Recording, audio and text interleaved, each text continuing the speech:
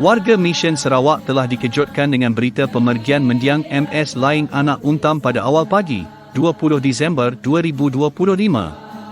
Pemergian mendiang amat menyentuh perasaan seluruh warga Mission, khususnya kerana kejadian ini berlaku ketika para pasangan misionari sedang terlibat secara aktif dalam mesyuarat akhir tahun. Kehilangan ini meninggalkan kesedihan yang mendalam serta satu kehilangan besar kepada keluarga, gereja, dan Mission Sarawak.